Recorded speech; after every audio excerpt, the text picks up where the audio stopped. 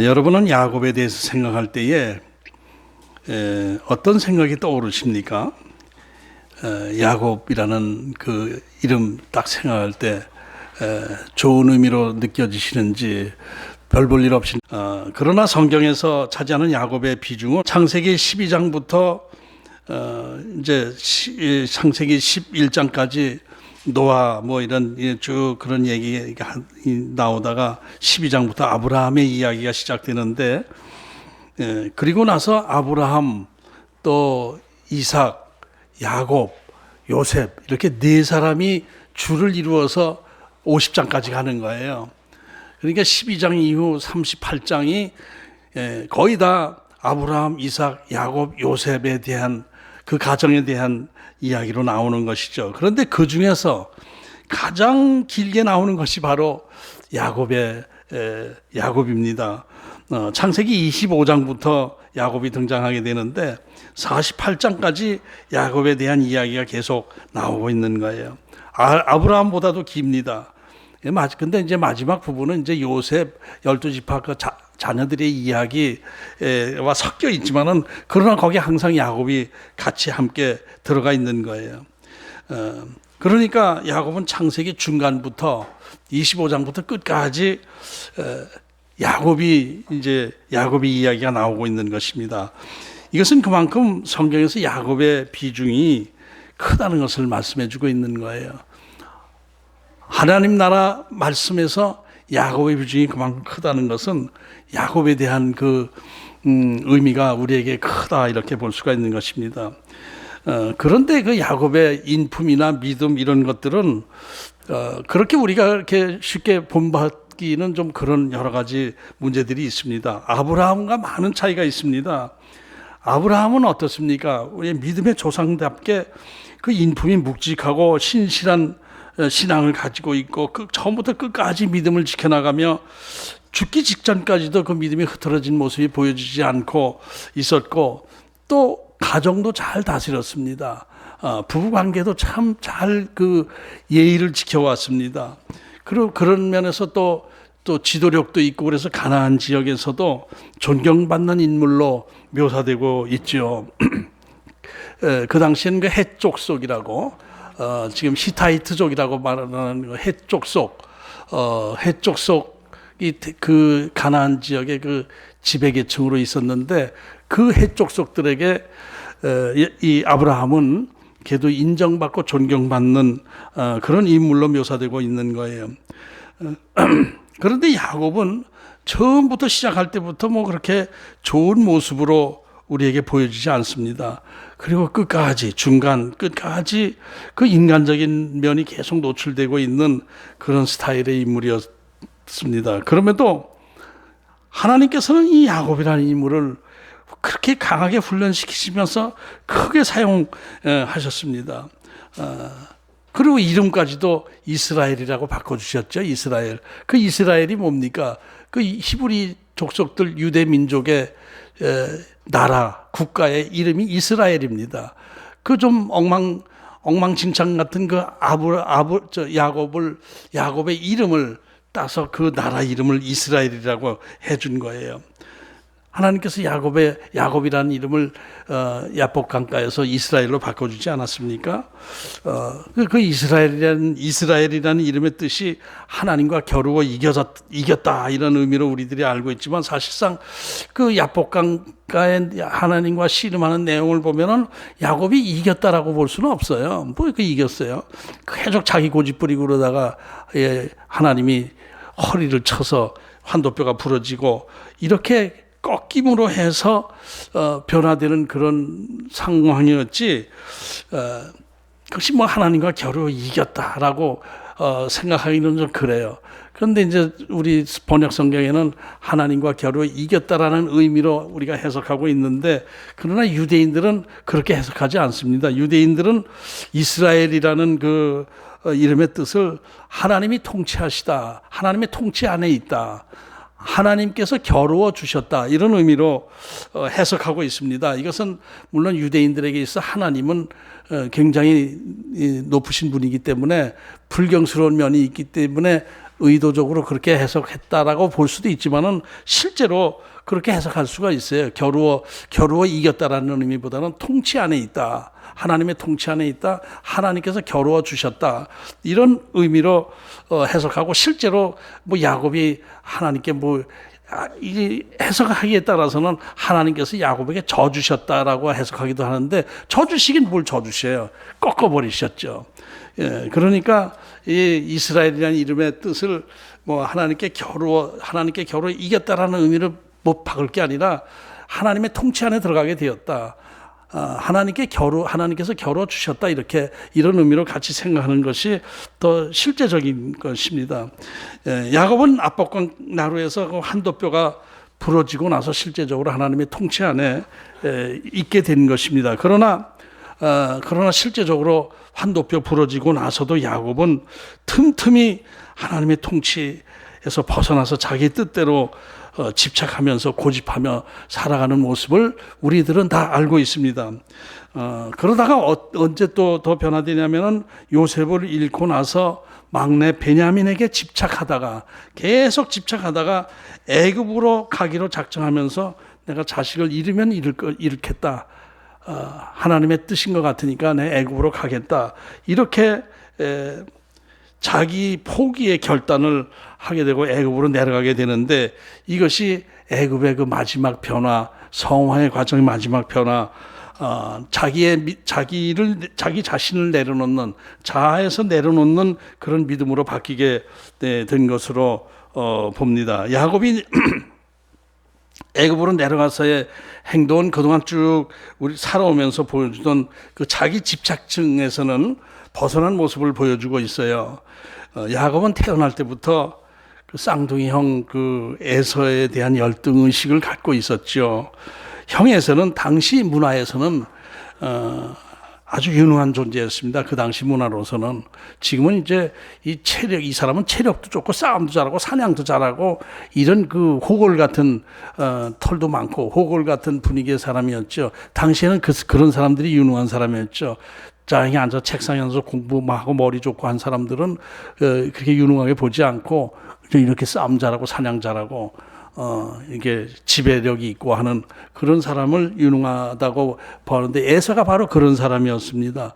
그런 사람을 쌍둥이 형으로 둔 야곱은 어떠냐 하면은 형 에서와는 그 이란성 쌍둥이였는지 남자다운 면이 좀 잘 안 보이고, 그래서 집안에서 엄마 심부름이나 하는 그 마마보이 스타일의 사람으로 성경이 표시되고 있습니다. 그래서 아버지 이삭은 야곱보다는 당연히 형 에서를 자기의 장자로 생각하고 있었던 것입니다. 그래서 야곱은 형 에서에 대한 열등의식을 늘 갖고 있었고, 자기가 장자권을 가지지 못한 것에 대한 불만을 가지고 있었던 것입니다. 그래서 팥죽 한 그릇에 그 장자권을 형에게 사기도 하고, 또 아버지를 속이고 장자권의 축복을 받기도 하고 하는 그런 사건이 생기게 됩니다. 그 사건으로 인해서, 그러한 장자권의 집착으로 인해서 야곱의 인생이 소용돌이치기 시작하고 또 파란만장한 힘든 인생을 살게 되기 시작한 거예요. 그런데 또 이제 거기서 이 야곱의 그 시련이 거기서 끝난 것이 아니라 하란에 가서도 외삼촌 라반과의 관계에서도 여러 가지 갈등이 생기고 문제가 생기고 힘든 과정을 겪게 되는데, 그렇게 된 그 시작은 뭐냐면 아내 라헬과의 관계에 집착하기 때문에, 아내에 집착하는 그 집착성 때문에 또 이렇게 여러 가지 문제가 생기는 거예요. 그 둘째 라헬을 마음으로 사랑을 했어요. 그래서 그 라헬을 달라고 이렇게 할 때 라반이 속이죠. 라반은 야곱보다도 한 수 위의 사람입니다. 속이는 자에 있어서는 그런 사람을 하나님께서 만나게 해주시고 그러면서 야곱을 훈련시키신 것이죠.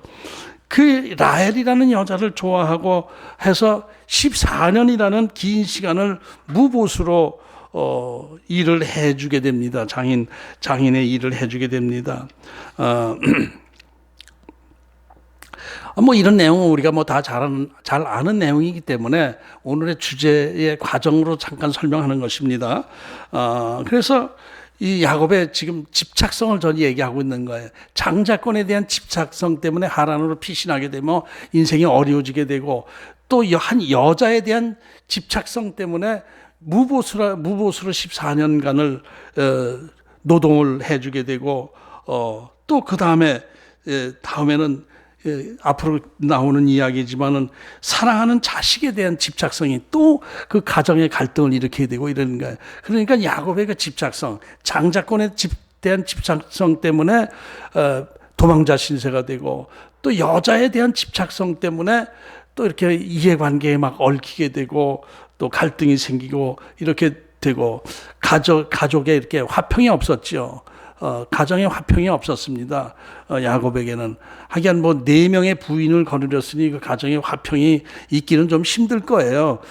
그렇긴 하지만 그 4명의 부인을 얻게 된 과정도 한 여자에 대한 집착성 때문에 그렇게 된 거예요. 자식에 대한 집착성 이런 건.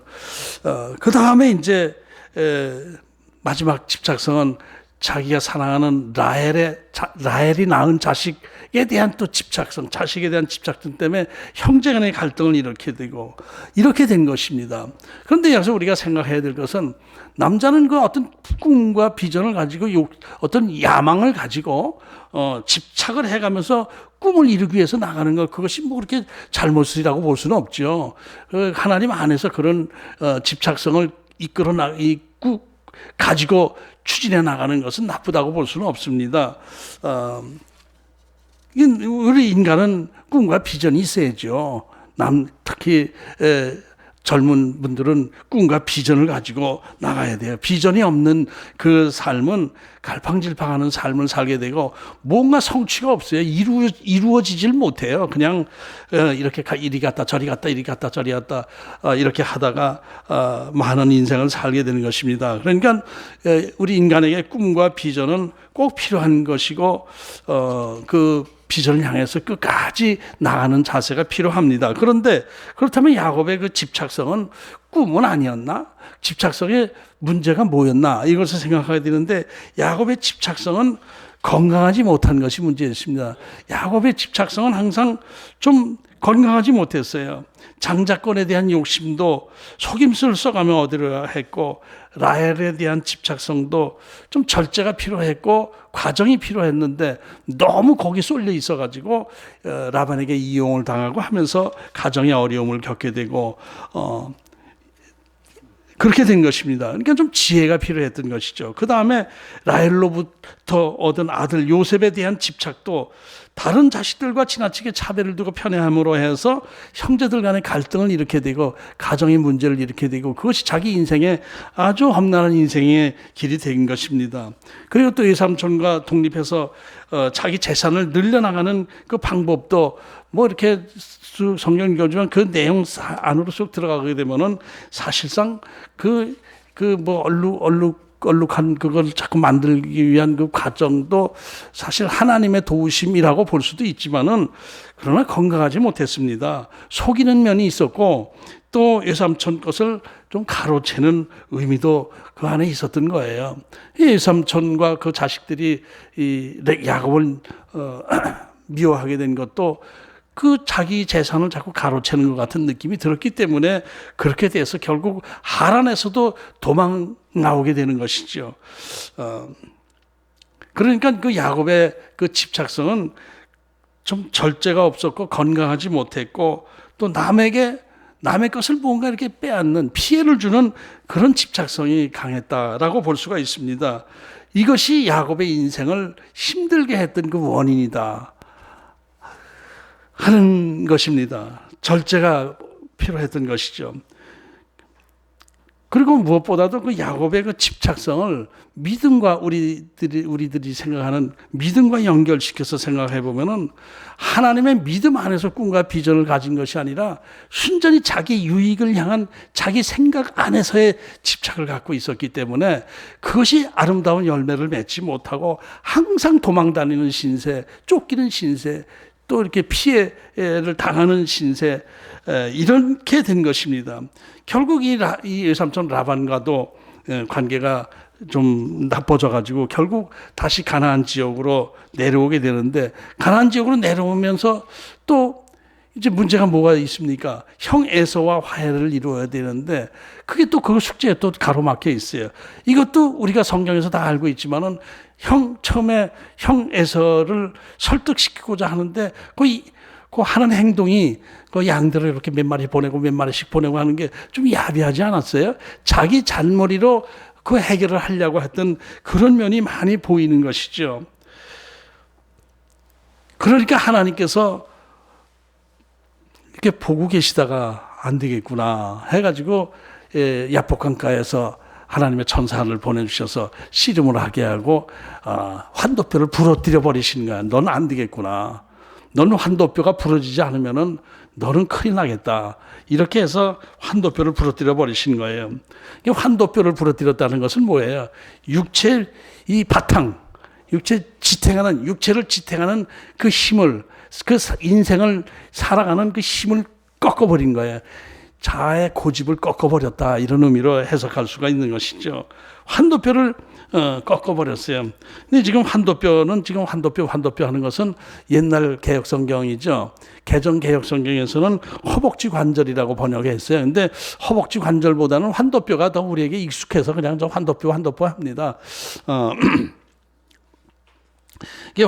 환도뼈는 한마디로 넓적다리 그 윗부분입니다. 고관절 부분, 그 부분을 얘기합니다. 이 넓적다리 부분이 제일 큰 뼈다고 아닙니까? 그 위에 엉덩이, 엉치뼈하고 이렇게 연결되는 부분에 동그란 게 있고 이렇게 움직이는 그 부분을 이제 환도 구멍이 뚫리고 이렇게 되는 환도뼈라고 하는데, 그 환도뼈가 부러지게 되면은 그냥 이건 뭐 이게 전혀 걸을 수가 없는 상황이에요. 고관절 부러진 노인네들 뭐 걸을 수 있습니까?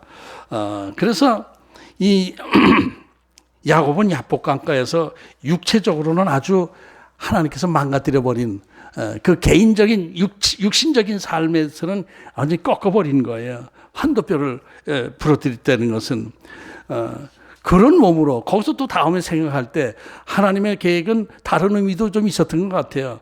그 야곱이 그 완전히 잘못된 걸 갖고 지팡이를 가지고 이러면서 형에게 나갔잖아요.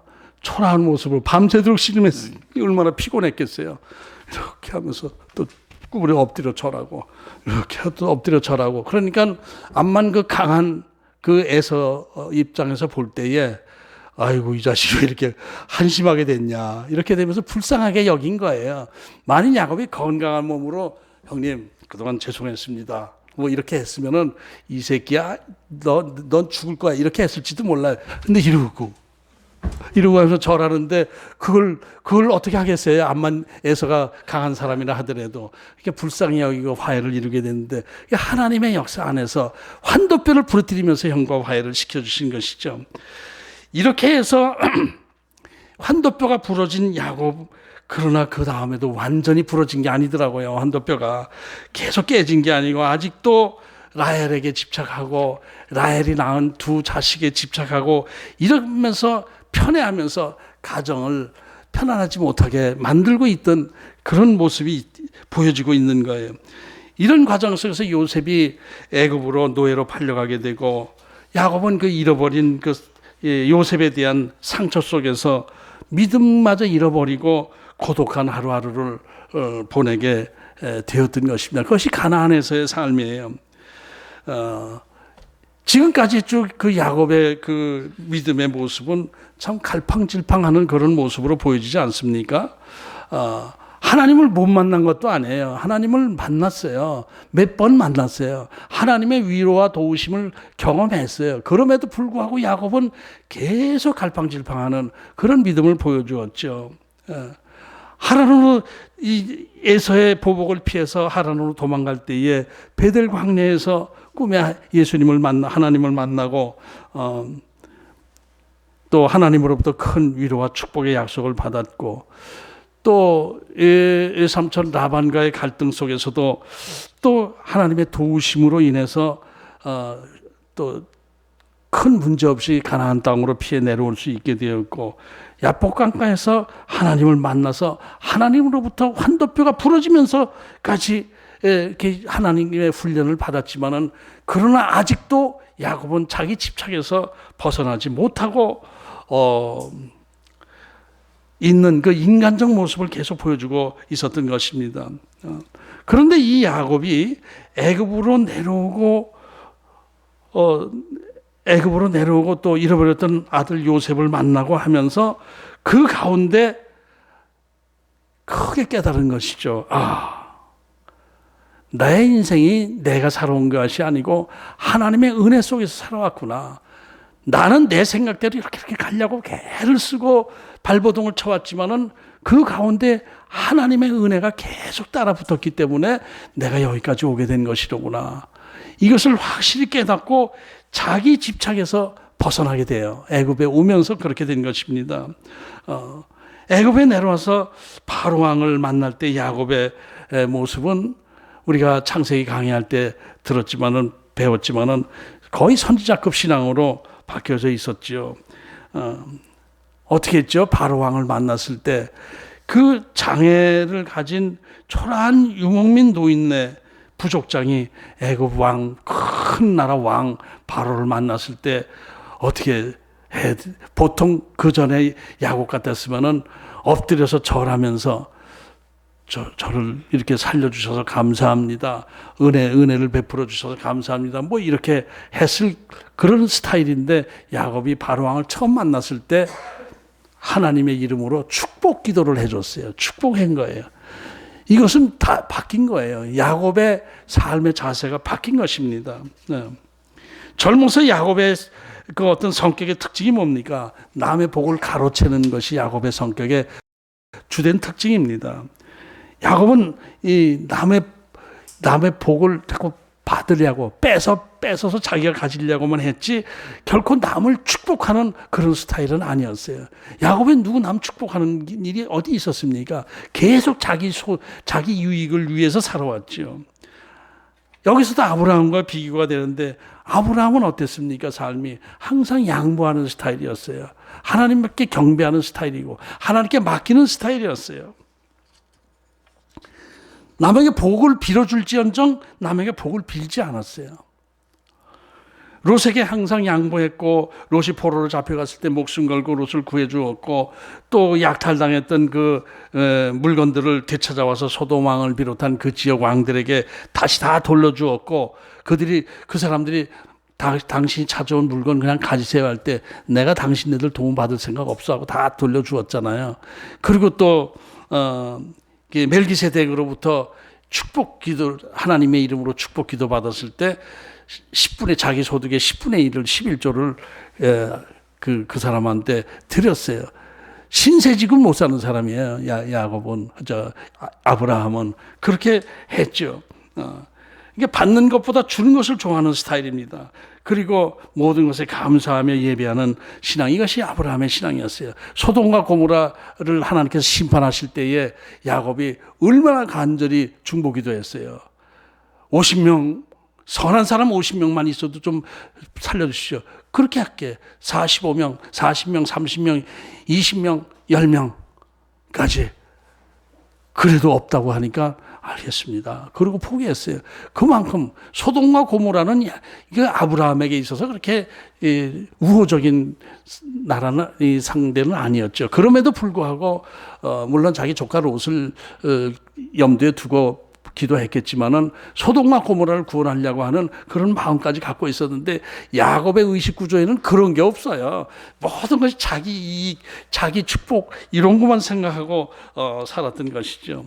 그런데 애굽에 내려와서는 계속 축복 축복하는 그 내용이 계속 나오고 있죠. 바로를 축복했지, 자기 손자 둘을 축복했지, 자기 또 아들들 11명의 아들들을 또 축복했지. 계속 축복하는 모습을 성경에서 기록하고 있었던 거예요.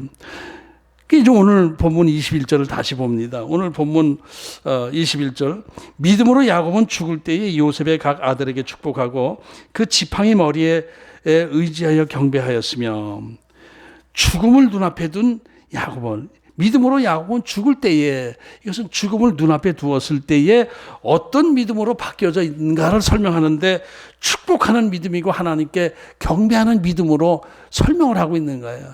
야곱은 이렇게 했다. 죽음 직전에 야곱은 축복했고 또 하나님께 경배하는 믿음으로 바뀌어 있었다라는 것을 설명하고 있는 것입니다. 만일 야곱이 어렸을 때부터 이런 믿음, 남을 축복하는 믿음, 남을 베풀려고 하고 양보하는 마음, 인격, 또 하나님 앞에 예배하는 믿음, 이런 것을 가지고 쭉 하나님께 의지하며 하나님을 바라보며 하나님께 구하며 살아왔더라면 야곱의 일생이 이렇게 파란만장하지 않았을 거예요. 그렇죠? 전 그렇게 봅니다. 처음부터 이렇게 험난한 인생을 살지 않을 수 있었던 거예요. 그런데 계속 이기적인 욕심에 사로잡혀가지고 수단 방법을 가리지 않고 자기 욕심을 채우려고 그렇게 하다가 자꾸 문제가 생기고 도망가게 되고 피해 다니게 되고 이렇게 하면서 갈등이, 그러면서 이제 자기가 남을 속이다 보니까 남에게 또 속임을 당하기도 하고, 사기꾼들이 사기당해요. 또 사기꾼들이 사기 잘 당합니다. 근데 곧고 이 성실한 사람은 사기 잘 안 당해요. 그건 좀 내 분수에 맞지 않습니다. 전 제가 열심히 해서 소득을 올리겠습니다. 그런 일확천금 수입 이런 거 바라지 않습니다. 사기도 잘 안 당해요. 남 사기 잘 치는 사람이 사기도 잘 당하는 거예요. 그러니까 야곱의 인생이 힘들었던 거예요. 그러나 나중에 하나님께서 요셉을 만나게 해주시고 요셉을 통해서 부족을 회복시켜 주시는 과정에서 야곱이, 와, 내가 살아온 방법 이거 갖고 된 게 하나도 없구나. 하나님의 은혜 안에서 내가 여기까지 오게 된 것이로구나. 내 인생 내가 사는 것이 아닌 것을 고백합니다. 모든 것이 다 하나님의 은혜 안에서 여기까지 살아오게 된 것입니다. 이것을 깨닫게 되고, 그리고 나서는 알겠습니다. 자기 축복을 위해서 사는 것이 아니라 남의 축복을 계속 빌어주는 그러한 인생으로 바뀐 것이 애굽으로 내려간 야곱의 모습입니다. 오늘 본문 내용이 창세기 48장에 나오는데, 이때 야곱이 자기 요셉의 두 아들을 축복하는 내용을 보면은 참 야곱의 그 진정성 있는 신앙 고백이 여기 나와요. 창세기 48장 15절을 보니까 이렇게 기록하고 있어요. 축복 기도하는 내용입니다. 그가 요셉을 위하여 축복하여 이르되, 내 조부 아브라함과 아버지 이삭이 섬기던 하나님, 나의 출생으로부터 지금까지 나를 기르신 하나님, 그 이름으로 요셉의 자식들을 축복하는 거예요.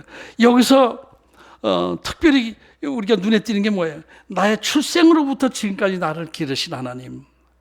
나의 출생을 강조한 게 뭐예요? 야곱은 자기가 둘째 아들로 출생한 것에 대한 불평, 불만을 계속 가지고 있었잖아요. 그래서 장자권을 가지려고 그렇게 사기를 치고 그랬잖아요.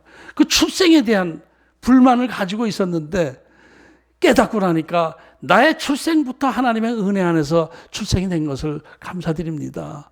둘째 아들로 태어나게 하신 것 하나님의 뜻이 계셨고, 둘째 아들로 육신이 태어나게 했지만은 하나님의 은혜로 또 장자권의 축복을 저에게 주신 것, 이것이 하나님께서 여태까지 나를 키워주시고 이끌어놔 주신 것 하나님의 은혜인 것을 고백합니다. 그 이름으로 제가 제 두 손자에게 축복하겠습니다. 이렇게 기도하는데 얼마나 진정성이 있어요. 이게 얼마나 정말 솔직한 신앙 고백이 거기 있는 거예요. 참 야곱의 그 변화 은혜스럽습니다. 그리고 또 오늘 본문에서 그 지팡이 머리에 의지하며 경배하였으며, 그 지팡이라고 그랬어요. 그 지팡이 머리에, 그 지팡이라는 것은 그냥 지팡이 머리에 의지하고, 지팡이 머리에 의지 때는 그 지팡이 끝에가 뭉퉁하잖아요. 거기 이렇게 자기를 의지하면서 축복 기도해 줬다는 거예요. 근데 그냥 지팡이라고 하지 않고 그 지팡이라고 하는 건 옛날에 어떤 지팡이를 얘기하는 것이죠. 먼저 번에 어떤 지팡이, 그 지팡이가 무엇일까? 그 야곱의 기록 중에서 지팡이가 한 번 나오는데 하란으로 도망갈 때 야곱이 무엇을 의지하고 하란으로 도망갔습니까? 오직 지팡이 하나에 의지해서 갔다고 자기가 고백했어요. 지팡이 하나 짚고 하란으로 도망갔어요. 그런데 이때 의지한 지팡이는 사실상 뭐 없어도 될 수도 있었던 지팡이였죠. 근데 지팡이가 꼭 필요하게 된 건 언제부터예요? 야복강가에서 환도뼈 부러지고 나서는 지팡이 없이는 살 수 없는 존재가 된 거예요. 이 지팡이는 거의 자기 생명이나 마찬가지예요. 자기 육신의 허리와 마찬가지 그런 존재가 된 거예요. 그 지팡이를 의지해서 그 지팡이는 그러니까 자기 인생의 의지의 대상, 하나님과 같은 존재였죠. 그 지팡이에 의지하면서 늙어서 죽기 직전에 하나님께 경배하는데 그 지팡이에 의지해서 하나님께 예배드리는 모습. 참 얼마나 감동적입니까? 그 야망에 가득 찼던 그 야곱이 그렇게 변화된 거예요. 이 당시에는 눈도 잘 보이지도 않고 자기 혼자 힘으로 설 수도 없고 몸도 전체적으로 약해서 침상에서 일어나 앉기도 힘든 상태에서 지팡이에 의지하면서 하나님께 엎드려 예배를 드린 거예요.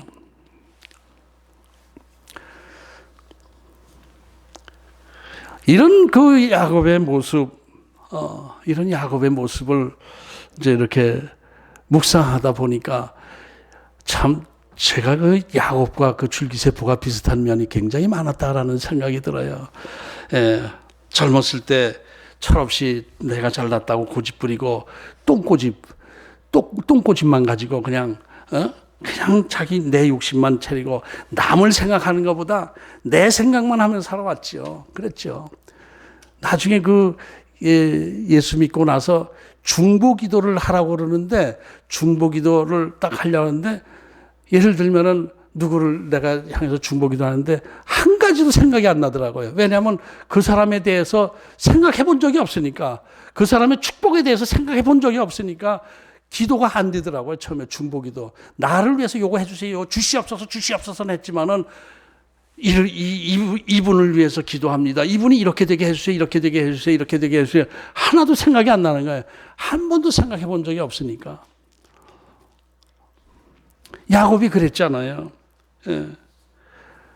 그런 저를 하나님께서 환도뼈를 부러뜨려 버리시고 항복하게 하시고, 그래서 내가 너를 쓸 거야 이렇게 했는데 환도뼈 부러지고 나서도 하나님의 일을 한다고 하면서도 뭔가 잘 안 되면 불평, 불만, 투정 부리고 이게 왜 나를 이렇게 해주세요? 왜 이렇게 해주세요? 이렇게 해주면 불평, 불만하고 그러던 저를 하나님께서 이렇게 변화시켜가지고 그래도 요새는 걔도 야곱보다는 못해도 애굽에 도착한 야곱보다는 못해도 그래도 많이 저 자신을 위한 기도보다는 남을 위한 기도를 많이 하는 그런 사람으로 하나님께서 변화시켜 주셨어요.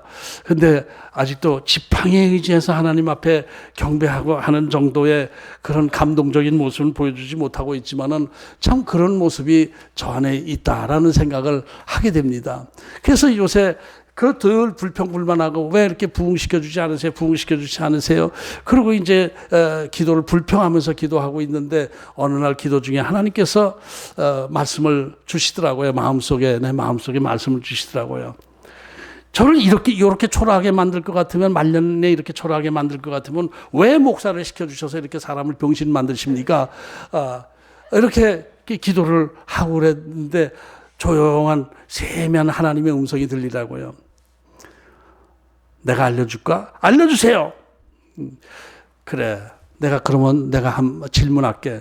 네가 만일 목사가 안 되었고 그냥 평신도로서 장로로서 돈 잘 버는 장로로서 이렇게 내가 만들어 주었다면은 내 인격이 어떻게 됐을 것이라고 상상이 되냐? 물으시더라고요. 돈 잘 벌게 하고 장로 되게 하고 남 베풀고 막 이렇게 하죠. 그렇게 하죠. 정말 그렇게 할 거야?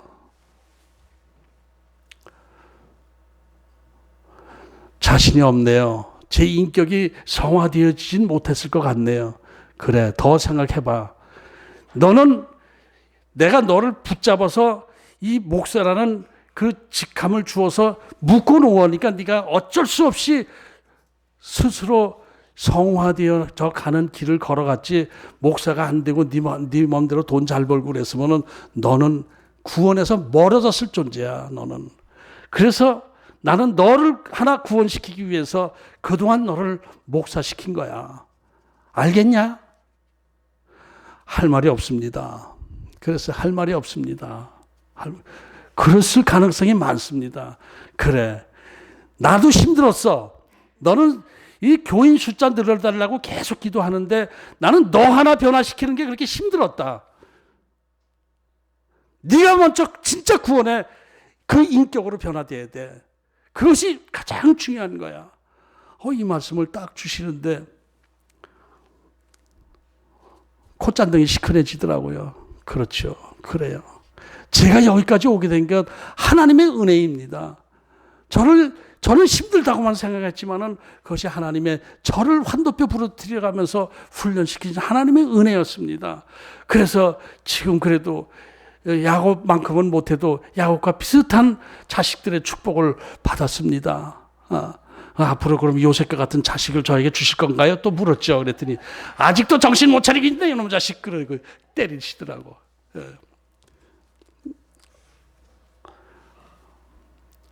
그 야곱의 그 모습은 결국 자기 자신의 그 집착성, 자기가 붙잡고 있는 걸 내려놓고 그 힘든 육체를 가지고 하나님 앞에 경배하는 모습으로 그 인생이 마무리가 되었죠. 그것이 은혜입니다. 그러니까 하나님도 야곱을 147세까지 계속 훈련시키면서 애굽으로 내려가게 하신 것은 야곱을 구원시키고 야곱을 정말 하나님의 축복의 자녀, 언약의 백성의 계보에 올려주시기 위해서 하나님께서 야곱을 그렇게 훈련하신 거예요. 거기에 그 믿음으로 야곱이 알겠습니다. 하나님 알겠습니다. 자식들을 축복하고 지팡이에 의지해서 하나님 앞에 경배하는 것으로 야곱의 인생이 끝나게 되는 것입니다. 저 여러분, 야곱의 믿음을 통해서 우리도 이렇게 변화되어야 돼요. 내 집착, 내 인간적인 야망, 욕심 내려놓고 꿈을 버리라는 것이 아닙니다. 하나님 안에서 그 꿈을 가지고 내 힘으로 하려고 하지 않고 하나님께 의지하면서 내 인생을 살아가고 또 내 이익을 위해서 살아가는 것이 아니라 다른 사람들을 위해서 배려하고 축복하면서 하나님 나라를 위해서 일하는 존재로 변화되는 그런 모습으로 변화되자라는 것이 야곱의 믿음에서 우리의 주는 교훈입니다. 이런 믿음을 소유하시는 저와 여러분 되기를 축복합니다. 야곱의 그 문제점만 가지면 야곱은 이런 사람이야 흉볼 것이 아니라 끝판에 가서 야곱이 변화된 모습으로 저도 변화시켜 주옵소서라는 믿음으로 받아들이는 시간 되기를 주의 이름으로 축복합니다.